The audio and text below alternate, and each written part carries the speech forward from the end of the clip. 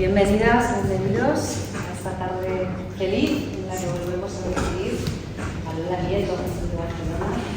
Muchísimas gracias por el viaje así generoso, rápido y casi de vuelta que estás pegando, que has pagado por nosotros. Y una pena, queridos amigos virtuales, que no hayáis estado en el encuentro del que venimos, donde bueno, pues han estallado cráneos y florecido brotes. Ha estado lleno de ideas, de conversación, de fugas, de señales. Lola, como muchos sabéis, bueno, ha escrito ya 4 libros. 4 libros yo creo que importantes, por diferentes razones cada uno de ellos.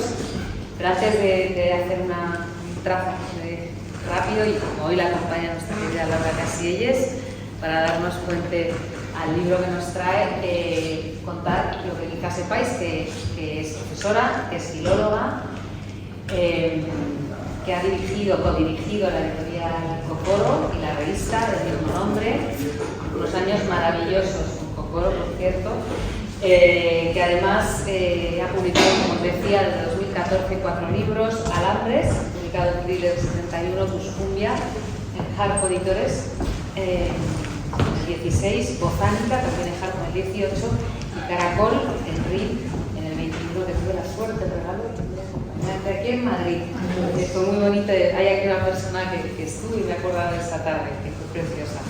Además, Lola también es una persona que ha trabajado muchísimo la puesta en vida de lo que escribe, ¿no? El trabajo performático de Lola es muy interesante. Ha participado en diversos festivales de poesía experimental, como el European Poetry Festival de Londres, el International Interdisciplinary Literature Festival Sagan en Chipre, la Bienal Europea de Poesía en Brasov, el Festival Internacional de Poesía en Barcelona, y ha actuado también en espacios de Nueva York o de Tokio. Poética que siempre está en fuga, lo hablábamos antes, de lo canónico, de lo que uno espera de una poética, de los límites del contorno del poema, incluso del poema contemporáneo, y que siempre hace una propuesta de descoloque sunámico y nos obliga a salir de la comunidad pasiva de lectores a la que todo nos impele en estos tiempos y en los muy anteriores también en general.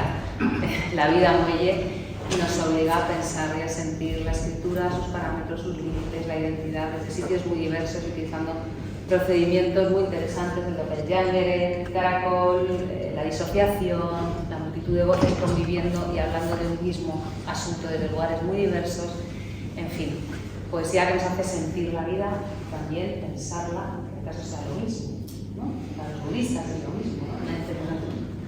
Bueno, pero hoy Lola está aquí y es maravilloso porque ha escrito un ensayo, como todo lo que hace ella, híbrido, inclasificable, hermosísimo y muy inteligente. Se llama La Isla Desnuda, a partir que ha publicado la Caja Books, la verdad que bellísimamente, es impecable, y a partir de una estancia en el país que es también su casa elegida por pasión, Japón, ¿no? Una estancia de bastantes meses, donde no ha hecho una inversión, venía haciendo su inversión en los 20 años, me decía hace un rato, en la cultura, la historia, el cine, el teatro de Japón.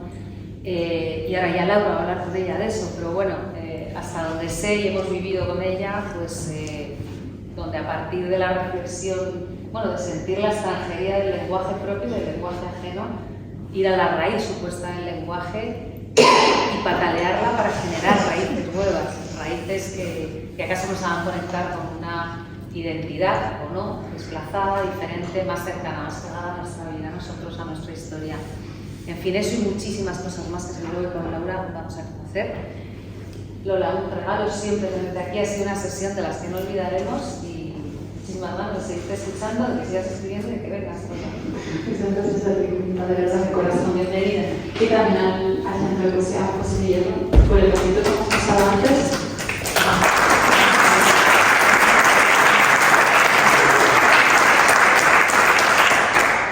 Y ha sido la verdad, bueno, esas cosas que me coge ahí en la vida, y lo que hemos pasado antes a nuestra universidad así que la siempre por la escucha y por la generosidad, ¿verdad? Y por supuesto Laura, que es una ilusión enorme estar compartiendo este rato con nosotros ahora. Feliz de que esté desde el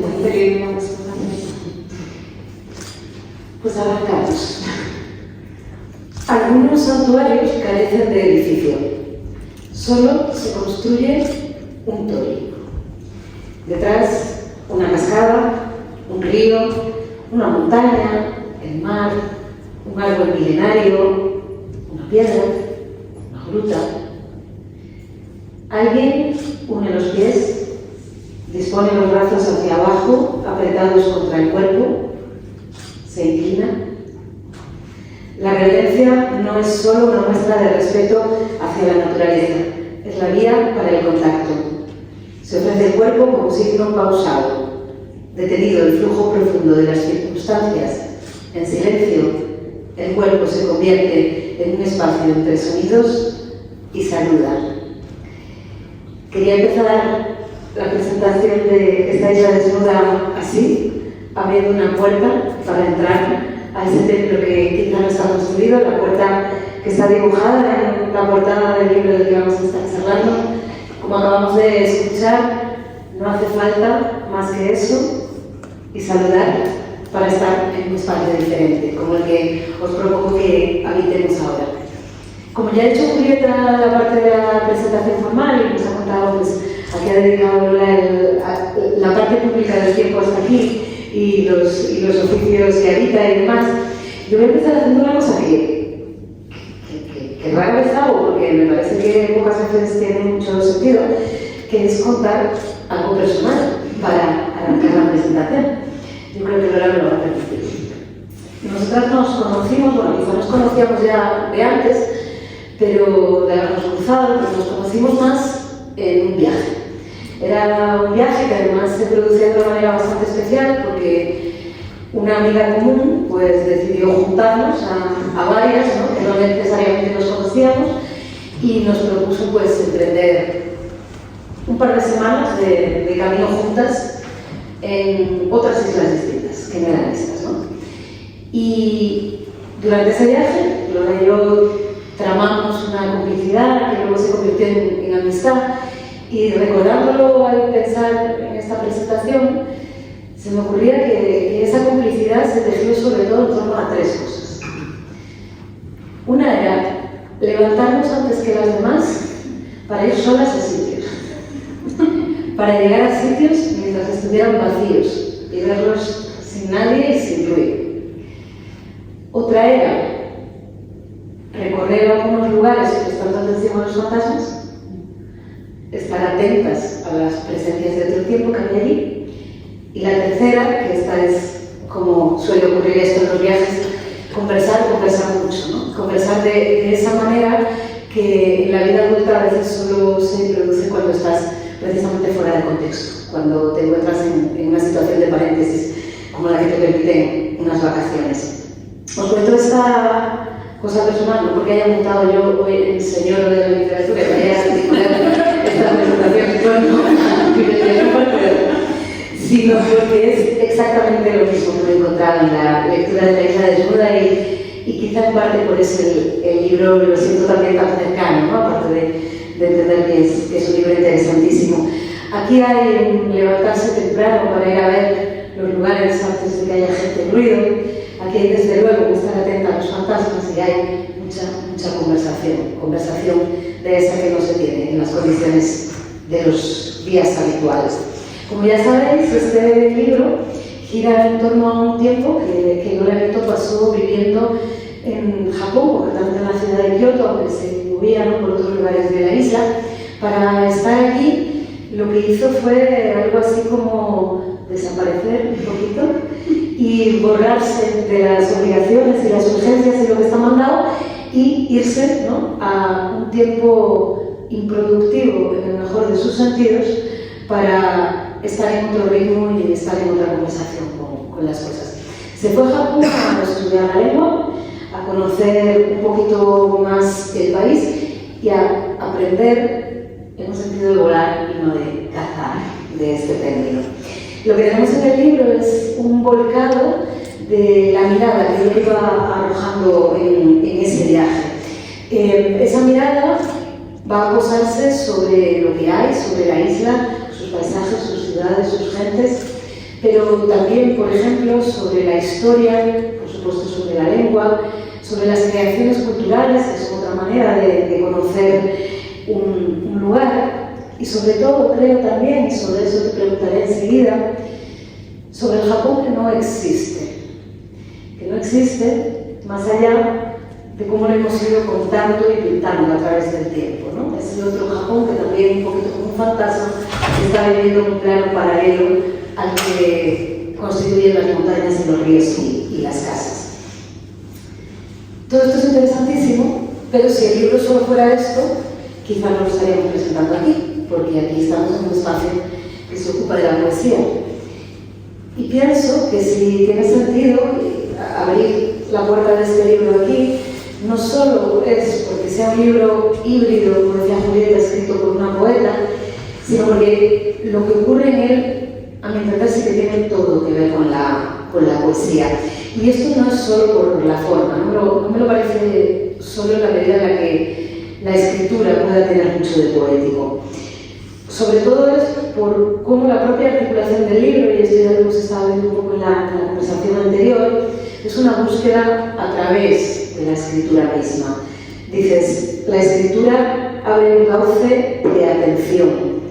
Y dices también, este es uno de mis subrayados favoritos del libro, solo conozco el camino si lo canto.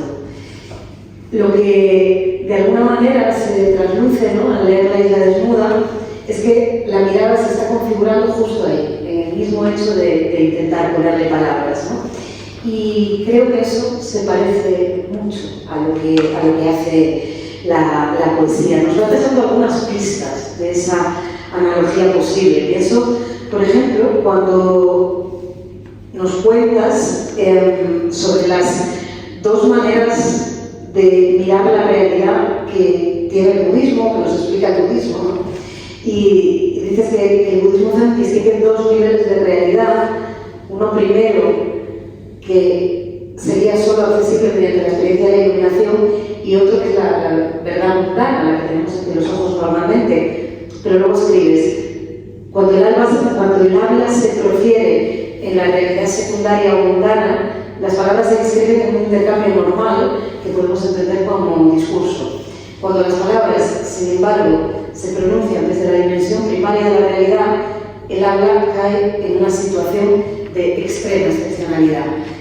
Para mí esto es exactamente la poesía, ¿no? Esto es el chispazo poético, esa situación de extrema excepcionalidad del habla, en el que también la realidad se percibe de otra manera. Pensaba María Zambrano leyendo esto, ¿no?, en ese método que ella proponía también para el conocimiento, que tenía que ver con el teatro del bosque, con ese momento también de iluminación, ¿no?, de pasar de estar perdida a vislumbrar algo y luego perderlo de nuevo.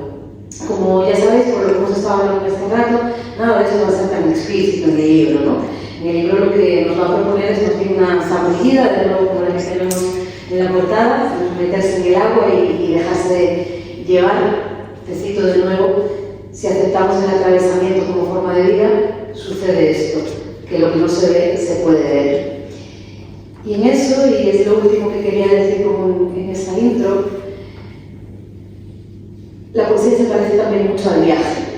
Quienes llevamos compartiendo algún tiempo más, que alguna persona hay por aquí, sabéis que esta es como una de mis certezas provisionales personales, porque la poesía y el viaje son lo mismo, ¿no?, en la medida en la que son ejercicios de extrañeza, de escucha, de improductividad, de nuevo, de improductividad gozosa, en la medida en la que propone una apertura al asombro y al encuentro, ¿no?, distinta a la que tenemos también en los días normales.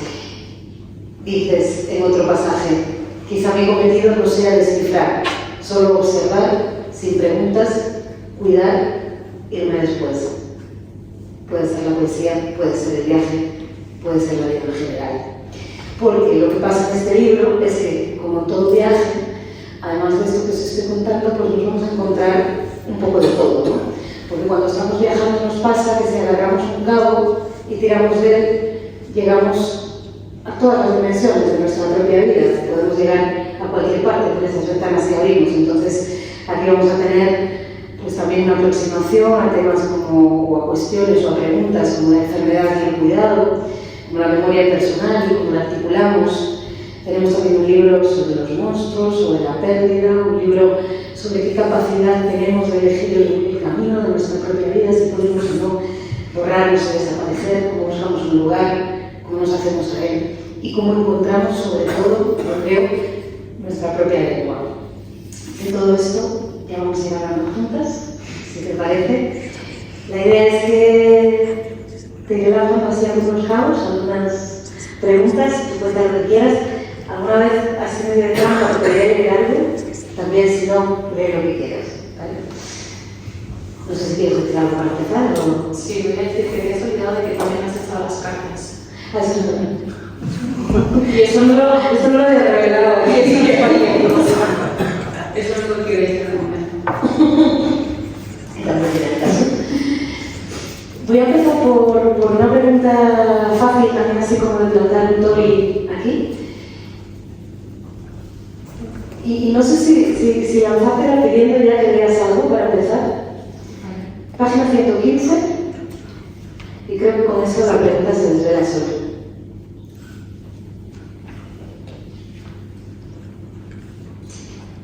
Este capítulo. Sí. Vale. El parpadeo. Volver era importante. Volver era el único lugar donde encontré esto, una casa. Y no me refiero a la seguridad del reducto conocido, no hablo de la protección del sí mismo que me deja la intemperie. Apunto al desbaratamiento de lo que creo que soy para vivir en el espacio, en cada cosa infinitesimal e intrascendente, en lo que observo me deshago. Oficia la detención, no solo del tiempo, sino del discurso, no únicamente del que pronuncio hacia afuera, también el que me habita hacia adentro. Luego la caída. No sabía explicar qué ha sucedido en el lapso. No conservo recuerdos ni palabras, tan solo la sensación de haber vivido fuera de mi historia, como si el vínculo con el mundo hubiera dejado de ser a través de mí. Entiendo que si una experiencia no está tamizada por el lenguaje, no se puede dar cuenta de ella. No me propongo traicionar esto que trato de registrar. Los japoneses creen que en el tiempo que dura un parpadeo, alguien que no cierra los ojos puede ver la transformación del cosmos entero. Poco después de este pasaje, escribes: en la ciudad donde vivo todo está mudo, sin embargo en el viaje todo habla. Y la pregunta más o menos fácil que te quería lanzar para preguntar, para empezar, es: ¿qué es para ti Japón? Fácil. Esa pregunta es fácil. Sí. ¿Por qué Japón? ¿Qué pasa al ir a Japón? Para mí, Japón podría ser otro lugar, pero para mí Japón es el lugar del asombro. Tú has mencionado antes esa palabra. ¿Y a qué me refiero con el lugar del asombro? Es el lugar que me permite ver las cosas y literalmente como si nunca las hubiera visto. Porque en Japón no conozco el código. Japón es un país curioso porque es cierto que es un país occidentalizado, pero al mismo tiempo tienes la sensación todo el tiempo de poder estar comprendiendo lo que sucede por esa occidentalización, pero a la vez que crees que estás entendiendo, hay algo que te echa para atrás y te dice: nunca jamás comprenderás realmente lo que aquí sucede. Entonces ese vaivén a mí es lo que me permite. Yo la sensación que tuve la primera vez que estuve fue: esto es otro mundo. Y no lo digo en un sentido metafórico, lo digo en un sentido literal. Para mí fue poner el pie en otro mundo, un mundo desacostumbrado, distinto, que me hizo cuestionarme todo en realidad, ¿no? Desde la lengua, mi propia lengua, desde dónde yo pronuncio eso, lo que pronuncian las palabras que uso, cómo entiendo, cómo articulo la realidad. ¿Qué sucede? Yo creo que el asombro está en todo. El problema es caer en la percepción acostumbrada, en pensar que lo que percibimos ya no es nuevo. Esa es una incapacidad mía. No creo que hiciera falta ir a Japón para asombrarme, pero a mí me hizo falta.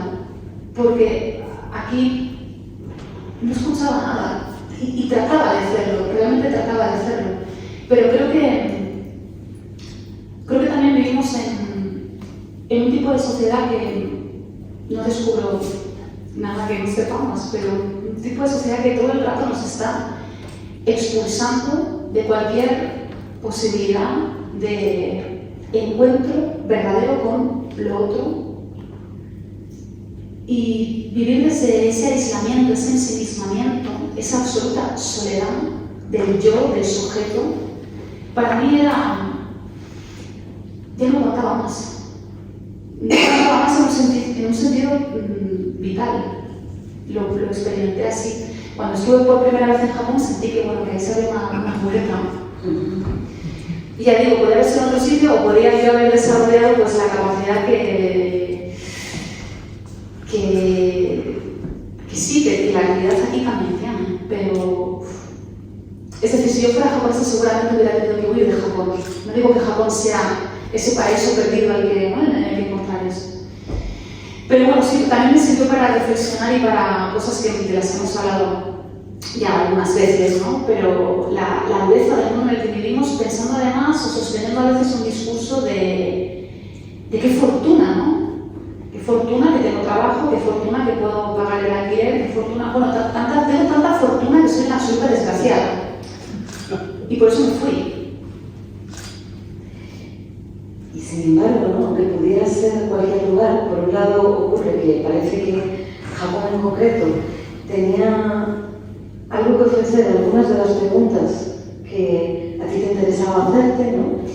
Y por otro lado, que mencionaba en la intro esta, hay algo muy particular con algunos lugares, y Japón es uno de ellos, algunos lugares de la región árabe, por ejemplo, también ocurre, ¿no? Que son lugares de los que hemos escuchado y visto muchas representaciones, ¿no? Que no tienen necesariamente que ver de una manera directa con lo que nos vamos a encontrar ahí. Y hay toda una transformación a través de los relatos que hemos decidido. Cuando pensaba también en la presentación de hoy, se me venía a la cabeza una frase que Japón no existe. Digo, ¿qué quiere esto de Japón no existe? Y fue un título que puso José Locher con una reseña que hizo del libro de Juan Ferrero, que presentó en Madrid la Teresa de las Sombras Azules, ¿no? Porque José en esa lectura decía, a juzgar por este libro, Japón bien podría no existir, ser como la Atlántida, ¿no? Existir en nuestra imaginación y en sus relatos. Bueno, eso sí creo que es lo hacemos con todo, pero históricamente con Japón y con otros países, también has mencionado, lo que hacemos, yo creo que tiene que ver con la exotización, ¿no? Con convertir en un lugar radicalmente otro, no atender a esa otredad en su singularidad y por tanto desmantelando nuestros prejuicios para intentar escuchar lo que ahí pasa, sino que de alguna manera lo que hacemos es proyectar pues nuestras ideas preconcebidas, y eso para mí es la exotización. De hecho es muy interesante, alguna vez he tenido alguna conversación sobre los libros de viajeros. Tú hablabas del viaje, pero en el sentido que no se acomoda a lo que yo voy a decir ahora, ¿no? Pero los viajeros históricos, bueno, los viajeros de todos los tiempos, pero aquellos, digamos, decimonónicos, ¿no? Que es cuando empieza, y es cuando empieza también a viajar algunos de estos ricos y ricas, porque eso es otra cosa, que son ricos y ricas, gente de familia que tiene el dinero para poder escapar también, ¿no? a sus obligaciones o al lugar al que el mundo les pone, ¿no? El lugar que la sociedad los coloca, y ellos escapan y van a Japón o a otro lugar. Entonces, lo que hacen básicamente, claro, pues es decir, qué sé yo, pues decir, los japoneses son feos. Así, de crónicas. Bueno, sí, claro, todo depende a partir de, o sea, cuál es tu canon de belleza, digamos, ¿no? Y esto te parece una estupidez, que parece como claro, todos nos damos cuenta de que es una apreciación desde una visión, digamos, pues, egocéntrica. Pero cuidado, porque yo me he topado con, bueno, Japón está un poco de moda, ¿no? Desde hace unos años está de moda, entonces hay mucha gente, conocidos, que han ido a Japón, incluso cuando tenía muchos deseos de ir a Japón, porque me iba antes a Japón y decía, y entonces a veces cuando alguien va a Japón me dice, no, me ha gustado, esto me ha gustado, yo también, pero esto no me ha gustado. Y yo no digo nada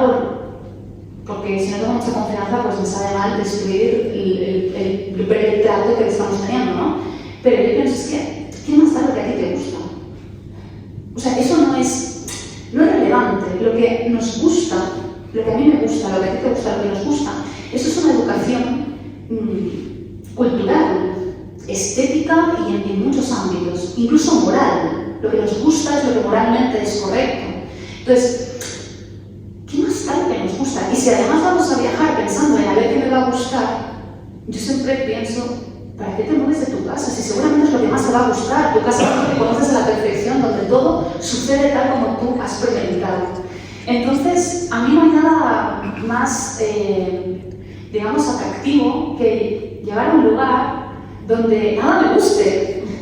Eso es lo que yo espero del viaje. Que todo me esté dando bofetadas, ¿no? Que las cosas... Y ahí es cuando puedes empezar a caminar, a detenerte y a decir, bueno, ¿no? Que es intentar acoger aquello tal cual es, con las dificultades, y yo creo que la absoluta limitación para llegar al fondo de esto, ¿no? Yo creo que Japón tampoco existe para mí porque nunca voy a saber lo que es Japón. Pero bueno, eso ya es otra, digamos que ahí están otras cosas, ¿no? Poniéndose en juego. En el Japón que tú has puesto a existir en estas páginas, una de las preguntas que a mí me apetecía abordar, ¿no? Es la manera en la que vas poniendo en conversación lo que aparentemente sería real e irreal o verdad y mentira. Dices en un momento, si solo cuento lo verdadero, cuento mentiras, ¿no? Hay en estas páginas, quienes lo habéis leído lo sabéis, una coexistencia sin solución de continuidad entre historia y leyenda, entre gente y fantasmas, entre algo que es lo que entenderíamos por verdad y algo que quizá no lo sea, ¿no? Y también muchos personajes que nos ayudan a entender esto, ¿no? Kamis, yokais, todo tipo de criaturas que se mueven ahí. Y mencionabas antes en el encuentro, ¿no? Ese alegato por la no literalidad, en este sentido, para que te apoyas también en Patrick Harpur, ¿no? En esa idea de que si lo único que conocemos es la realidad literal, no podemos saber tampoco si es nuestra visión lo que estamos reproduciendo. ¿Qué hacemos con esto? Los daimon, ¿Qué hacemos con esto? Pues obviamente escucharlos, porque están. Otra cosa es que, claro,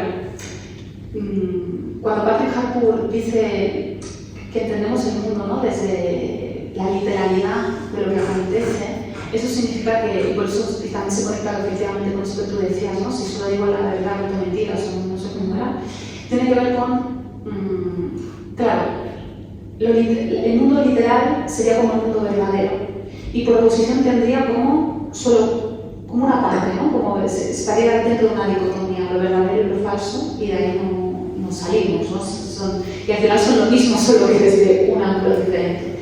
Lo interesante es todo lo que está en medio, todo lo que está en ese entre fecundo que surge. Y yo creo que, bueno, no lo veo yo, lo cree Patrick Harpur, y a mí me parece muy interesante su trabajo.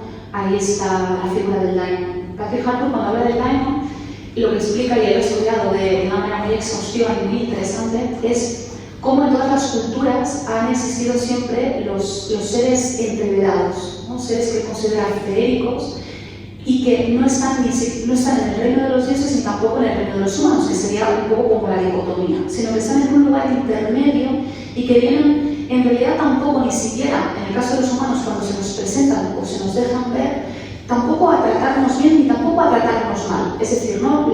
¿Para qué están para qué un daimon está? Un humano no tiene claros, no puede descodificar eso. A veces pueden ser benévolos, otras veces pueden ser juguetones, traicioneros. Están ahí. Es un poco, por ejemplo, en nuestra cultura tenemos la figura del duende. El duende es un daimon, o un hada, por ejemplo, ¿no? En otras culturas, pues a veces están las ninfas, es decir, y en Japón están los yokai. Todas las culturas tienen estos seres, estos entes, que lo que también cuenta Patrick Harpur es que al llegar la invasión cristiana a nuestras tierras, sucede lo siguiente. De hecho, él dice que la palabra demonio, cuando ha estudiado la palabra demonio, proviene de hecho de daimon.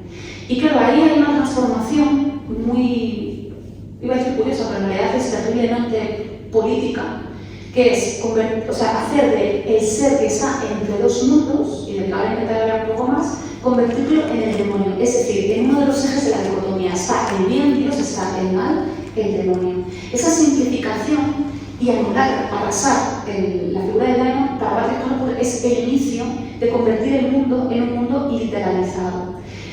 ¿Qué sucede con eso? Sucede que cuando el mundo es A o B, y A es lo correcto, B es lo incorrecto, es muy fácil generar un pensamiento completamente unificado, unitario, donde todos estamos pensando igual. ¿Y eso qué sucede? Bueno, pues sucede que es muy fácil de controlar. Cuando todo el mundo piensa igual, es muy fácil controlar eso.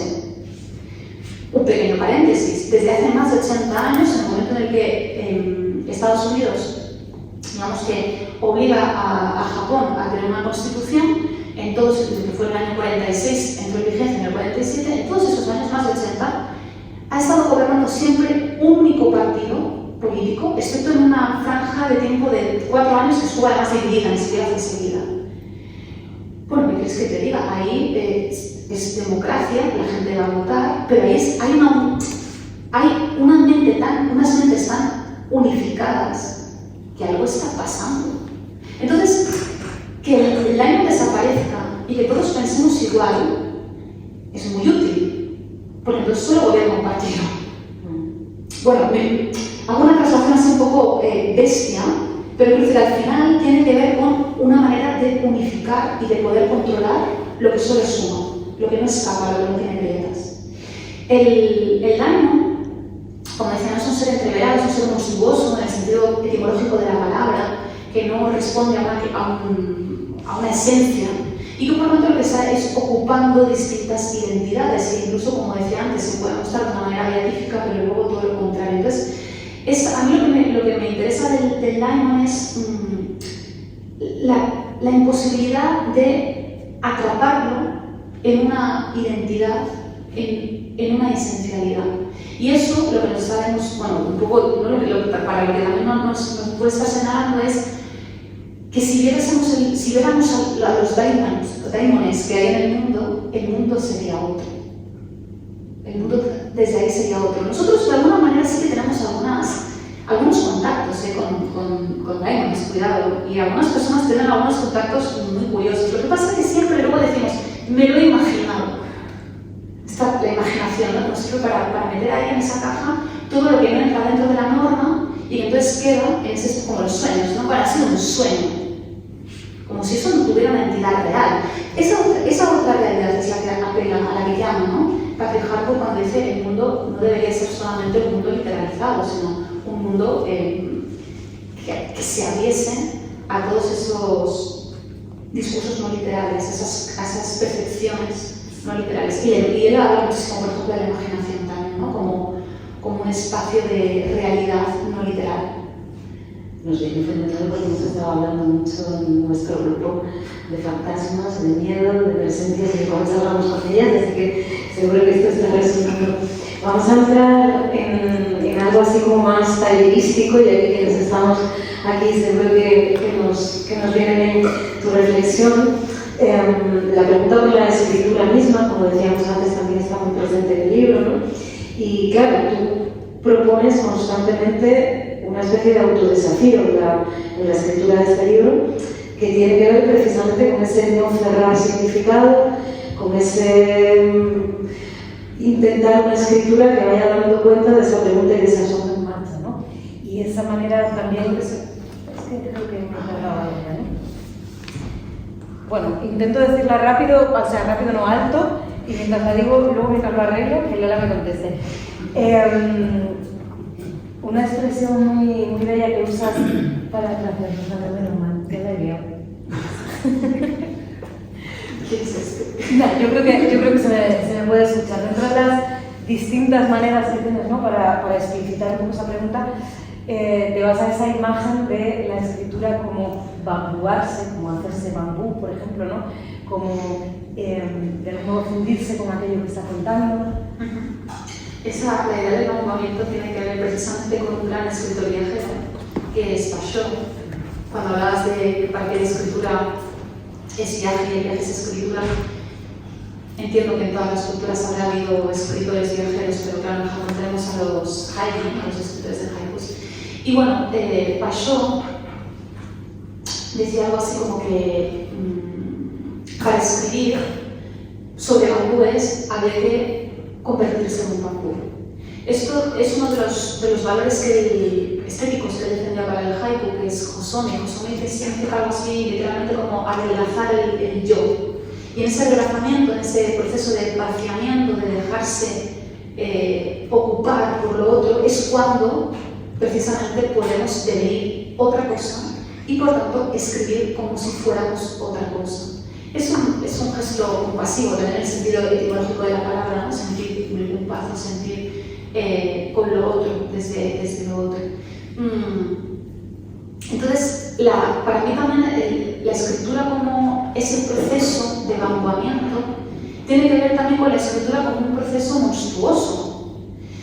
Y también tiene que ver con intentar hacer del lenguaje que siempre está procurando aferrar bajo conceptos estancos, la realidad, intentar llevar el lenguaje y ahí quizá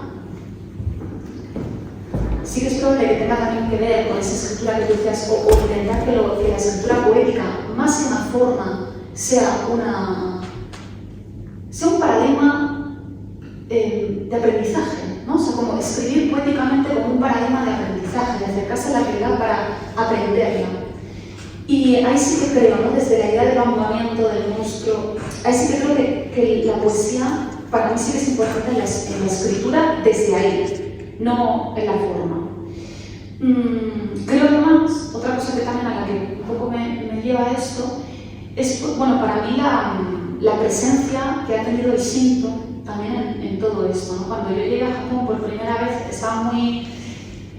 Bueno, tenía muchas ganas de conocer de primera mano los templos budistas. Poder ir a un templo budista y escuchar a monjes recitando esa especie de ni hablar ni cantar, algo ahí tan entreverado también, ¿no? Con la palabra. Y todo eso, por supuesto, me hizo aprender. También es verdad que desde aquí, claro, tenemos mucho más acceso, bueno, por decir que solo tenemos acceso a textos, por ejemplo, budistas. Eso sí, no hay una bibliografía, tú te puedes acercar y leer. Pero claro, el Shinto es algo que está muy esquinado. Ha llegado poco. Hay algunos libros que podemos leer sobre el Shinto, pero realmente hay poca cosa. Cuando yo llegué allí sabía la diferencia entre, o sea, que sabía que había templos y que había santuarios, pero no tenía ni idea de lo que era un santuario. Y para mí la experiencia del Shinto, obviamente tamizada por mi mente occidental y con todas mis cargas y limitaciones, pero para mí el Shinto ha significado no es un aprendizaje, pero casi te diría un desaprendizaje muy potente. Y es el siguiente: el Shinto considera que todo lo que está vivo porque se transforma. ¿No? Un poco la dicotomía de lo vivo y lo muerto que nosotros tenemos, para el Shinto no existe, porque el Shinto lo que te diría es, bueno, todo lo que está se transforma, lo que pasa es que la perspectiva o la posibilidad de observación humana es muy limitada. Si yo vivo 80 años, con suerte, no voy a poder ver la transformación, la vida completa de una montaña, porque eso va a durar, no sé, miles de años. Pero eso no significa que la montaña no se transforme. Que yo no vea la transformación de una piedra porque siempre durante mi vida tenga ese mismo estado sólido, no significa que eso no se esté transformando en el tiempo en el que yo lo estoy viendo se está transformando. Por tanto, para el Shinto, lo vivo es lo que está mudando. Y todo está mudando, por tanto todo está vivo. Por eso el Shinto, cuando tú has leído el primer fragmento, ¿no? de esos santuarios que no tienen ningún edificio, porque en realidad lo sagrado es un árbol, o es una roca, o es una cascada, porque eso está vivo y es sagrado. Si lo que vive se transforma, lo que nosotros percibimos como una pérdida, y con un dolor terrible por esa pérdida, para mí se reveló nada más que como la voluntad humana, ilimitada, de intentar detener lo que no se puede detener, que es la transformación de lo vivo. Y para mí, el Shinto, ir a rezar a los santuarios a mi manera, me permitió un contacto con eso. acercarme a la pérdida no como... Claro que me duele perder cosas, pero la pérdida, aceptar que las cosas se pierden, que las cosas cambian, es en realidad cuidar la vida. Y de algún modo para mí la escritura, que se transforme, que vaya un poco diciéndose y desdiciéndose, también tiene que ver con albergar en la propia escritura la mudanza. Acabas por decir, ¿no? En algún momento del libro, viene a Japón a perder, ¿no? Y ese aprendizaje de perder, y cómo condenar a quien por fin se lanza a perder. Te cojo un cabo para lanzarte otra pregunta que tiene que ver con otro desaprendizaje.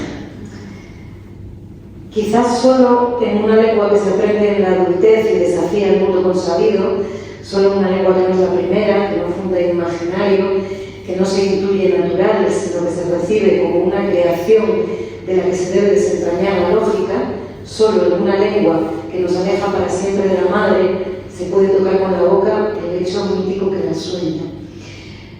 Hay mucho en este libro de reflexión sobre esa lengua que estás aprendiendo, sobre cómo las palabras, con sus etimologías verdaderas o soñadas, nos permite encontrar las ventanas para el mundo que quizá no eran las que teníamos, ¿no? Pero también como incluso, nos decías antes cuando estábamos charlando, la propia idea de yo se puede desestabilizar. ¿Qué supone ese momento de estar aprendiendo una lengua en toda esta mirada y todo este viaje? Pues quizá también es un duelo con la propia lengua, ¿no? Con la propia lengua que sentimos materna. Y los duelos los llevamos muy mal, porque justo ahora que hablamos de la pérdida, quizá en otro sentido, no lingüístico, pero es cierto que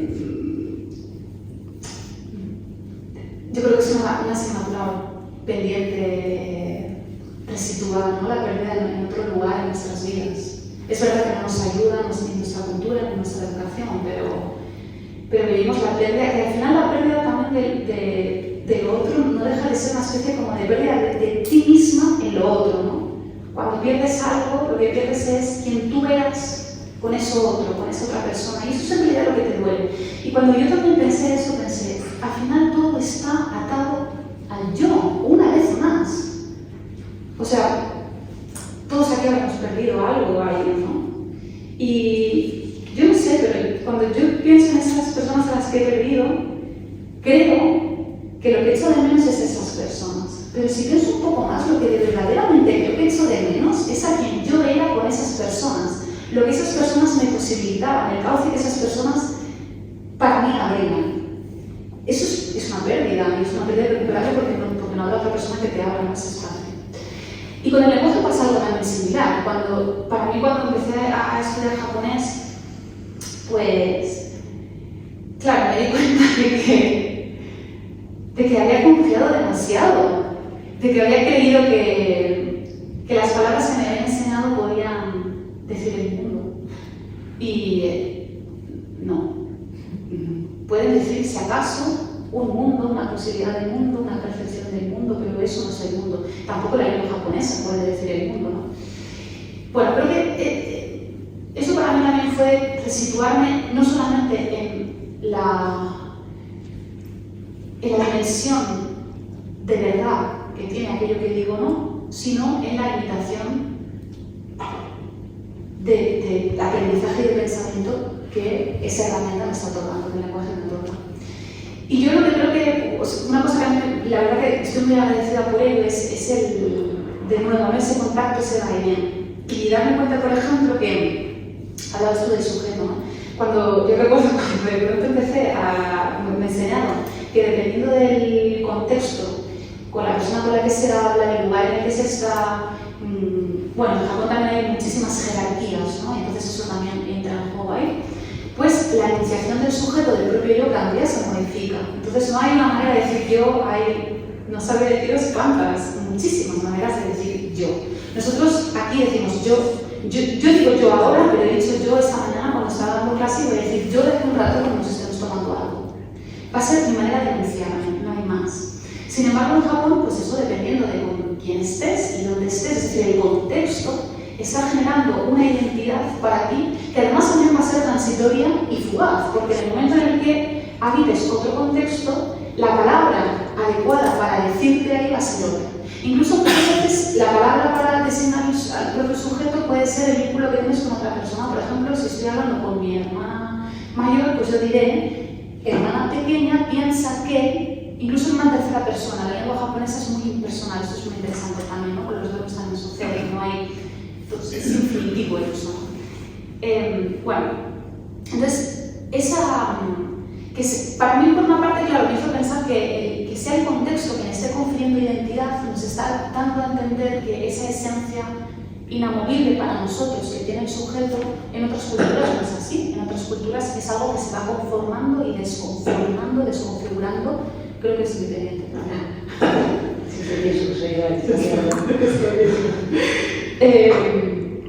Entonces, bueno, desde ahí hasta, por ejemplo, también advertir, aprender que la lengua japonesa no tiene futuro, no tiene gramaticalmente, no hay manera de, no puedo decir viajaré, se dice viajar. Imagínate que viajo mañana o el próximo verano viajar. La traducción sería esa, ahí yo estoy diciendo que el próximo verano viajaré a Japón. Claro, para mí, que además vivimos tanto en la proyección del futuro, no tenemos una especie de muelle que se está llevando siempre hacia cómo será, qué haré, qué no haré, y de una manera muy angustiante. Claro, ¿cómo se imagina, cómo se desea sin futuro? Solo teniendo el presente y el pasado. Bueno, y como eso, claro, y luego también tiene que ver con incluso experiencias que no... o sea, es decir, aprender palabras que están dando cuenta de experiencias que al no tenerlas en nuestra lengua, tú piensas, yo nunca he vivido esto. Entonces eso es una palabra sin haber experimentado nunca lo que verdaderamente es. Lo que pasa es que te parece que es lo más parecido a lo que tú quieres expresar, y entonces dices, bueno, yo creo que un japonés habrá vivido más o menos esto cuando yo vivía aquello, por tanto, este verbo va a ser el adecuado, ¿no? Bueno, esa otra vez la que pone en cuestión la propia lengua, sin más. Bueno, esto me entra ganas de entrar por mis sitios, pero no lo voy a hacer. Voy con un par de preguntas más que no quiero dejar de tocar antes de que abramos de nuevo la conversación. Una tiene que ver con la centralidad del error en la reflexión que haces también. Dices, decido recurrir al error por la escritura, al error por el sonido como método de escritura. Y se me conectaba, ¿no? Se me imantaba con una cita de Anne Carson, de que creo que no te hemos llevado a enseñar el poema, pero hay que hacerlo. Cuando Carson dice, aquello con lo que nos blasfemos cuando hacemos poesía es el error, la obstinada creación del error, el rompimiento deliberado y la complicación de los errores, de los cuales puede emerger lo inesperado. Del error pasas también al monstruo, al errante, ¿no? Ese errante es el que melodea por los márgenes, que nunca se acerca al centro, que nunca va a tocar desde ese lugar, digamos, de la verdad o de la unidad, sino que va a ir, ¿no? Viene de lo mismo, la elegancia también tiene que ver con caminar equivocándose. Y eso tiene que ver mucho con los viajes. Cuando nos equivocamos de camino es cuando verdaderamente descubrimos algo que no esperábamos y que es el verdadero acontecimiento de esa jornada. Cuando te equivocas. Seguro que os ha pasado a todos en el viaje, ¿no? Me acabo de equivocar y de pronto vas a parar en un sitio y dices, menos mal que me he equivocado, porque nunca hubiera descubierto esto. Claro, creo que también, bueno, en la línea de lo que estamos diciendo ahora, pues nos enseñan a acertar, o a deber acertar, o a ir en línea recta de un punto a otro, y de hecho nos enseñan tanto a ir de línea recta de un sitio a otro que muchas veces, incluso cuando viajamos, y eso se puede extrapolar a todo, pues intentamos coger todos los medios de transporte posibles para ir lo más rápido que se pueda, desde A a B, porque es lo que nos dicen en la guía turística que hay que ver A y B. Y una de las cosas que estando en Japón y disponiendo del tiempo para perderme, una de las cosas que descubrí es que lo más emocionante no era ni A ni B, era lo que había en medio. Y eso me ha pasado infinidad de veces y lo he constatado muchísimo. De hecho, al final ya me importaba un poco ir, o sea, da igual que hay que ver, es que hay que ver. Lo que quiero es saber qué sucede, ¿no? en medio. Pero sí, lo que sucede en medio es una dilatación, es un tiempo supuestamente desechado, perdido, es un tiempo no productivo, es un tiempo en el que no sabes qué va a pasar. Y es un tiempo, por tanto, completamente vetado todo el tiempo y que nos vetamos también nosotras mismas. Y bueno, un poco también, ¿no? Pues generar el gesto contrario también como, bueno, como pequeña lucha, ¿no? Y pequeña revelación. Como última pregunta de esta primera fase, estamos hablando de ideas, estamos hablando de palabras, estamos hablando, parece que mirando desde un lugar muy de la mente, pero este libro está lleno de cuerpo, hay cuerpo por todas partes en él, ¿no? Y lo hay de maneras distintas.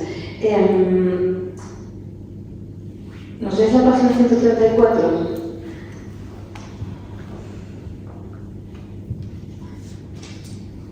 Bueno, por ejemplo, desde este fragmento.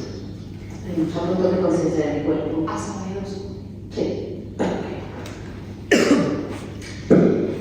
En Japón tomé conciencia de mi cuerpo, de su atrocidad, su presencia necia. Necedad procede de neskire, la negación de skire, saber.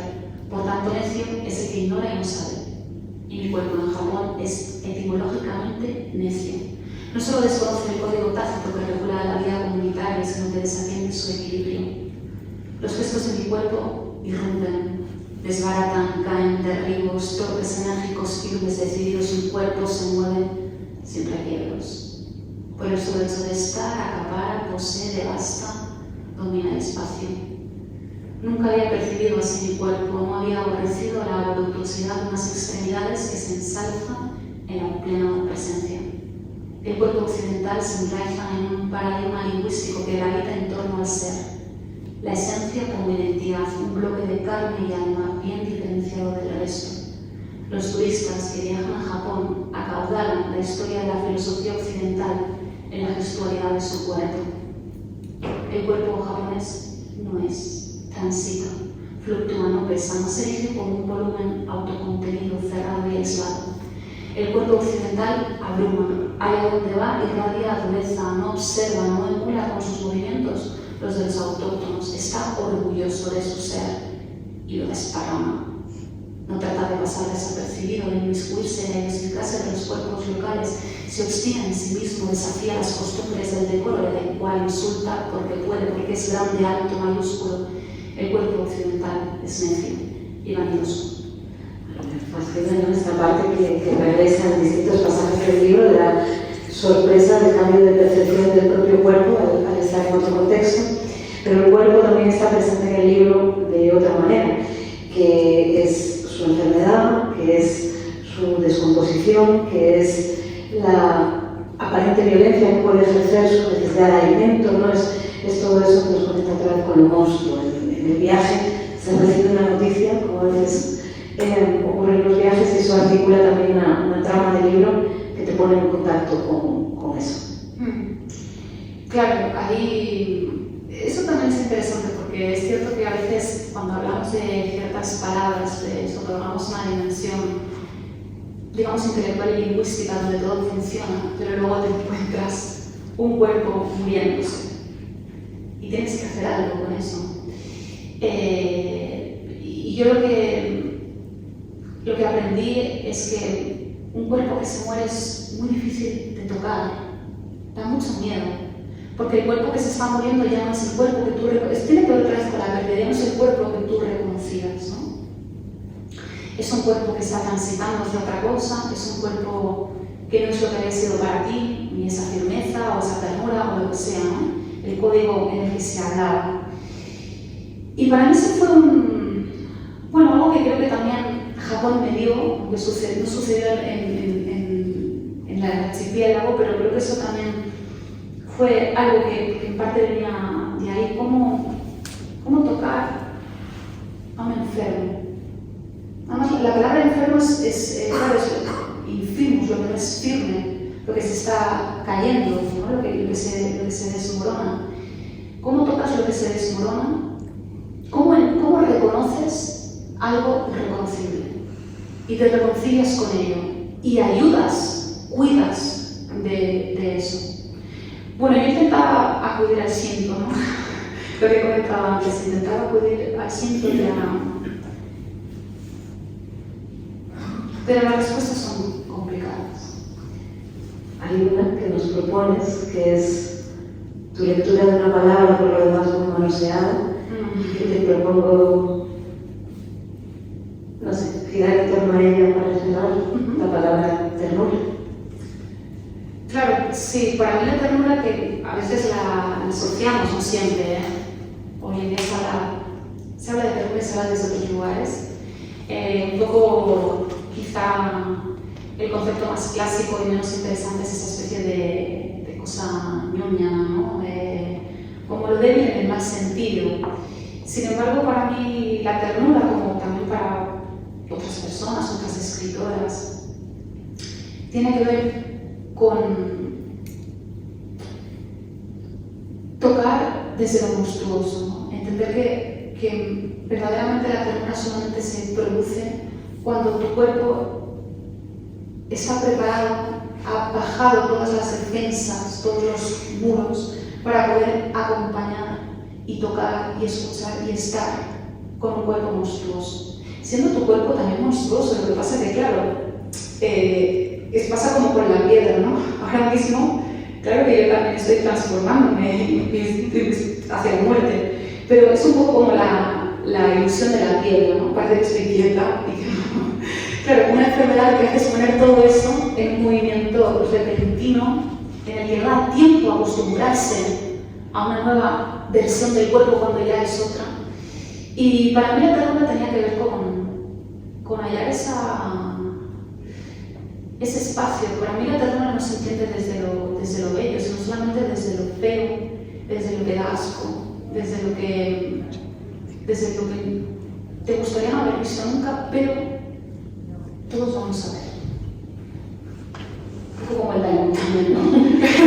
Todos vamos a ver eso, ¿no? Entonces, bueno, generar la ternura desde ahí, ¿no? Yo creo que, y es algo que pienso cuando tengo que enfrentarme no tanto a la propia enfermedad, porque creo que eso debe ir por otro lado, a la enfermedad de una persona cercana,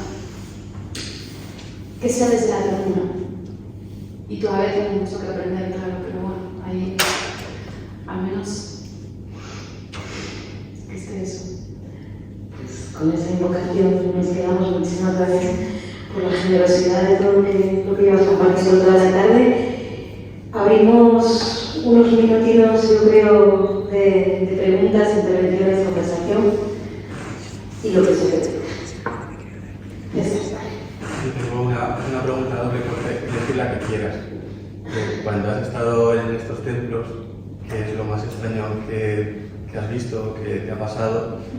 Y la otra es, ¿a qué es lo que más lo que te has atrevido a hacer? Que a lo mejor no sé, cuando vas a sitios así que son muy sagrados, a veces te nacen como hacer cosas, pero no sé, bueno, es doble, ¿no? La que quieras. ¿Sabes qué pasa? Que no, es lo de persona, creo. También en los templos, pero en los santuarios siento. Es un espacio sagrado, pero lo sagrado no tiene esa dimensión de lo trascendental que se hay que reverenciar y hay que no tocar porque lo estropeo si lo toco. En los santuarios siento la gente está rezando frente al altar, pero a 1 metro hay unos comiendo una mandarina y unos niños jugando con piedras y mirando un animalito. Y más allá hay unas personas mayores conversando. Es decir, el santuario es un espacio de encuentro y de vida. La vida está sucediendo. Entonces, yo nunca he tenido la sensación de entrar en... Es una percepción muy diferente. Cuando entras en una iglesia y están hechas así, claro, te da como mucho respeto, ¿no? Incluso como miedo. En un santuario sigues haciendo lo mismo que haces, solo que hay un momento frente al altar en el que si quieres puedes hablar con el kami. Y para mí al principio eso era muy sorprendente. Yo recuerdo, por ejemplo, en mi barrio, cuando llegué a Kioto y estaba pasando por mi barrio la primera tarde, de pronto, claro, todo ahí plagado además, donde yo vivía estaba muy cerca de la montaña, ¿no? Cuando Kioto estaba rodeada por montañas, entonces eso era de sentido vivir cerca de la montaña. Y yo recuerdo que llegamos a un santuario en la montaña, justo cuando caía la ladera y había unas casas, y entonces vi a unos niños que volvían a la escuela con sus mochilas, hablando de manera incluso, bueno, pues como hacen los niños, ¿no? Correteando, hablando fuerte, hablando en alto. Y cruzaron todo el camino de Torres así. Y yo, eso me sorprendió muchísimo, porque claro, para mí eso era como, es un espacio sagrado. Claro, ¿cómo hacen esto? Luego comprendí que cómo yo no hacía eso. ¿Por qué lo sagrado no debe ser un espacio en el que transcurrir? ¿Por qué debe ser un espacio solemne? La solemnidad no permite hablar mejor ni más alto con los dioses. La solemnidad nos da miedo, y entonces lo que hacemos es reverenciarnos por debajo hacia Dios. Pero en un santuario tú no tienes que tener miedo al kami, ¿no? El kami no es algo más importante que tú, es otra forma de estar vivo y disfrutar como vivas con él. Y luego otra cosa que me ha recordado, que tus palabras me han recordado, es que cuando en los templos, cuando escuchaba a los monjes rezar, esa especie como de cantinela, un retorno muy curioso, experimenté en más de una ocasión, al que yo al principio iba pues andando un poco por lo exótico, pues escuchando a unos monjes aquí, ¿no? Como que son muy, bueno, no sé, como que llama la atención. Y claro, igual esos rezos pues pueden durar una hora, entonces vas pasando por el principio pues la cosa de qué interesante. Y cuando ya te vas dejando suceder en el sonido, a mí me ha pasado algo que nunca antes me había pasado escuchando voces de seres humanos, que es un proceso de absoluto vaciamiento. O sea, hay algo muy curioso en esas frecuencias sonoras en las que ellos cantan, en las repeticiones, en cómo las repeticiones van generando unos pliegues para que te vayas deshaciendo. Y de verdad que si no lo hubiera vivido, podría sonar como a teoría, pero es algo completamente experimentado. Te vas vaciando de ti. Y eso para mí me parece muy curioso. Y en el libro de cuenta de ello también un poco por contraste a lo que para nosotros es, por ejemplo, un concierto, ¿no? En el que tú vas como a canalizar toda tu emocionalidad, todo tu yo reflejado en una emoción y estalla por el conjunto de los otros yoes, ¿no? Pero es una especie de yo agrandado por la masa. Cuando escuchas a los monjes budistas, no sé, es una sensación muy extraña, el sonido te vacía. Y de hecho no solamente sucede con los cantos budistas, ¿no? El sonido ha sido en todas las culturas un elemento de hecho muy usado en, por ejemplo, en actos chamánicos. Porque el sonido, ¿no? La repetición de un sonido nos vacía, nos permite de alguna manera dejar de habitar en la identidad que nos hemos creado para que otros mundos no literales de alguna manera no podamos recibirlos, sacudan y podamos recibirlos. Entonces, bueno, tendría como experiencia así. Sí, esa. Gracias. Yo, Lola, hemos estado tanto en el encuentro como ahora, hemos estado hablando del idioma y la escritura y de la voz, era lo que mencionabais sobre todo en el encuentro, pero a mí lo que me llamaba también la atención y que me gustaría a ver si podías profundizar un poco en eso, es el tema del idioma japonés, pero de la escritura japonesa, del kanji, que lo comentas mucho en el libro, ¿no? De este dibujo, esta palabra se dice con este dibujo y este dibujo representa tal, ¿no? Incluso dices en un momento que es la misma palabra, ¿no? Escribir y dibujar. Entonces, si pudieras un poco hablar de eso, la escritura, el dibujo, la imagen dentro de la escritura japonesa y cómo lo absorbes tú, lo aprendes tú para ti, ¿no? En tu escritura misma. La lengua japonesa tiene 3 alfabetos, hiragana, katakana y los kanji, que son los tomados desde China. El kanji es un tipo de ideograma que verdaderamente es muy corporal, muy físico, porque lo que hacen los kanji básicamente es intentar representar a través de trazos lo que las cosas son. Y de hecho, claro, cuando tú aprendes a dibujar el kanji de árbol, es que estás dibujando un árbol. O el kanji de luna, pues estás dibujando una luna atravesada por unas nubes, ¿no? Si la imagen que tenemos de la luna, unas pequeñas nubes la atraviesan. Y así con muchísimas palabras. Incluso lo que es también más abstracto, también suele apelar a algo muy concreto. Lo que pasa es que he visto desde una dimensión incluso quizá un poco más metafórica. Y eso es lo que le otorga la dimensión, digamos, abstracta. Pero la lengua japonesa y los kanjis en japonés, casi todos ellos, además, claro, esto también es muy curioso, están hablando del arroz y del cuerpo del humano y el arroz del cuerpo. O sea, todo tiene que ver con eso. La lengua japonesa proviene de ahí, la gran metáfora es el arroz y el cuerpo que lo cultiva y lo come, y come lo que muere para alimentarse y al final morirá y también dará de comer a lo que nuevamente surgirá. Eso es lo que están básicamente casi todos los kanjis. Hay algún trazo que tiene que ver con el arroz.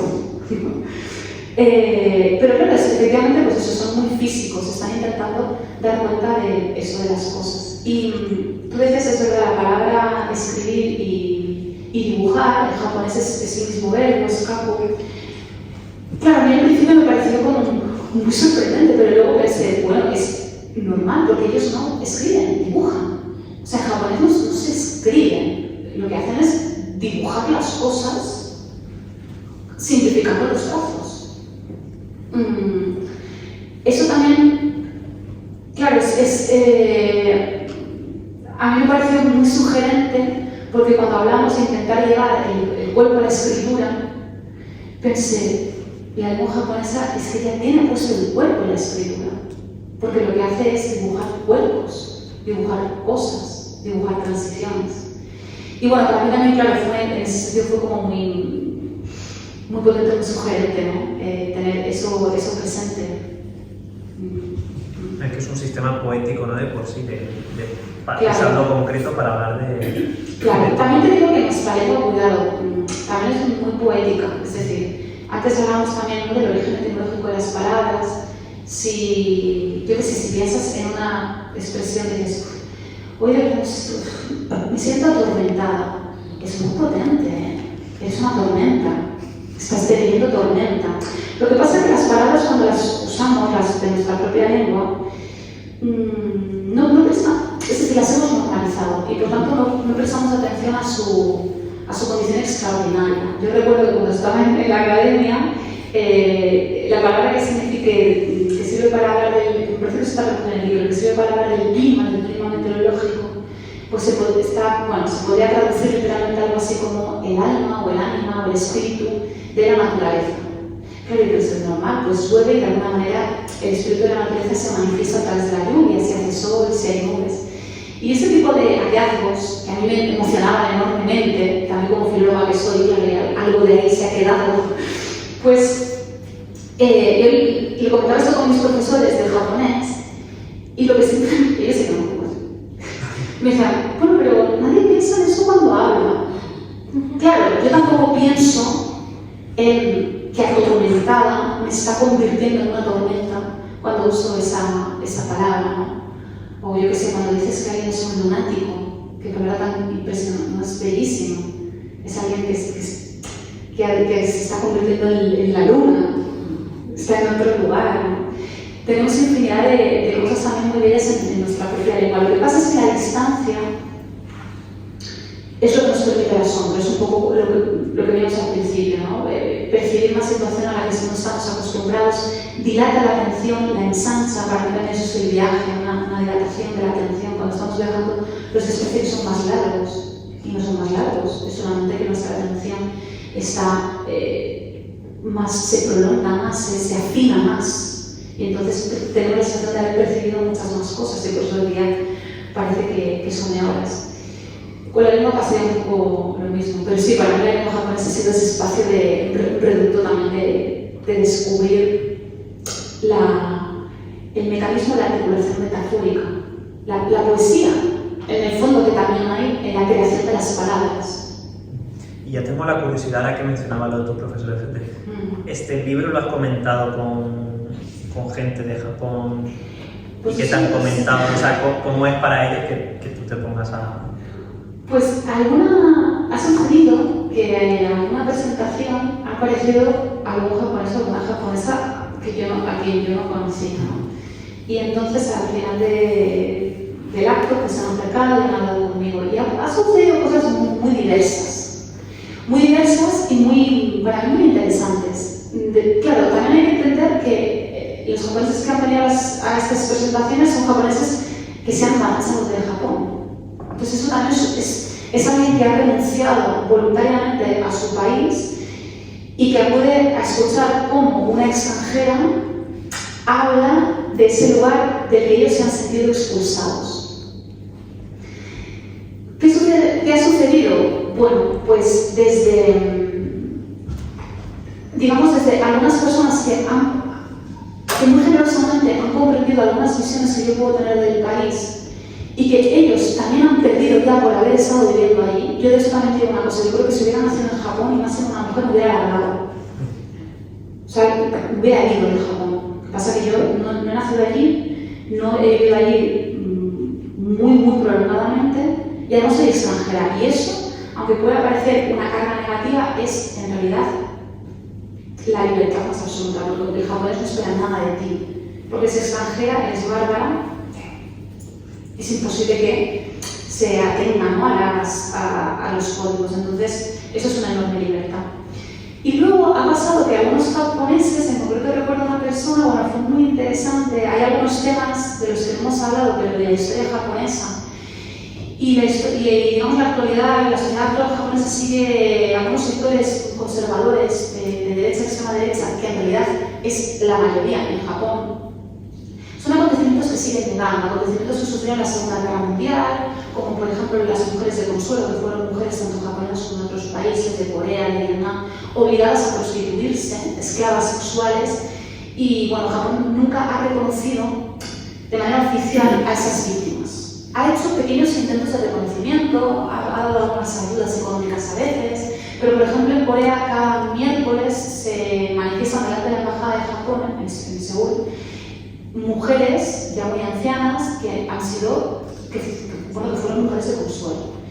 Y Shinzo Abe, cuando gobernaba, años 2000 y pico, llegó a confesar, a decir abiertamente que no existieron tales mujeres de Consuelo, que está probado que esas mujeres se prostituyeron porque querían libremente, cuando es todo lo contrario. Hay documentación suficiente que demuestra lo opuesto. Pues por ejemplo, a mí en finales de 2024, presentando el libro en Murcia, un japonés me dijo que lo de las mujeres de Consuelo que era un recurso, digamos, histórico, político, que otros países habían usado después de la Segunda Guerra Mundial para afear, para difamar la postura de Japón. Bueno, eso a mí también me sirve, ¿no? Que alguien me diga eso, porque me ayuda también a tomar la temperatura de la realidad japonesa, de la que se perciben muchas cosas, y es la extrema derecha y el nacionalismo, incluso diría casi imperialismo, que parecía que se había acortado después de la Segunda Guerra Mundial. Parecía que los japoneses eran muy conscientes de lo que de dónde les había llevado, ¿no?, esa conducta, pero todo eso yo cada vez estoy más convencida de que no es verdad. Y lo que han hecho es bajar un poco la mirada ante las obligaciones impuestas por Estados Unidos, y aprovechando obviamente también que ahora estamos en un movimiento de respuesta, de contrarreforma. Si las extremas derechas están en muchos lugares, pues están dando fuertes en ese pensamiento quizá además tan esencial, de la sociedad japonesa. Entonces, bueno, han pasado como cosas de ese tipo, ¿no? Interesantes.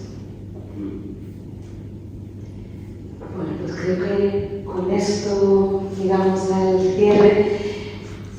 Rosana ha ejercido transmitido, como es su costumbre, un gesto mágico y ha abierto un nuevo toy aquí atrás. Detrás no solo una montaña de río, sino desde esta perspectiva un par de botellas de vino que nos piden con toda claridad que vayamos hacia ellas. Y muchísimas gracias, Lola, por traernos el asombro, por traernos la isla, por invitarnos a desaprender, por compartir tanto con nosotras. Seguimos por aquí.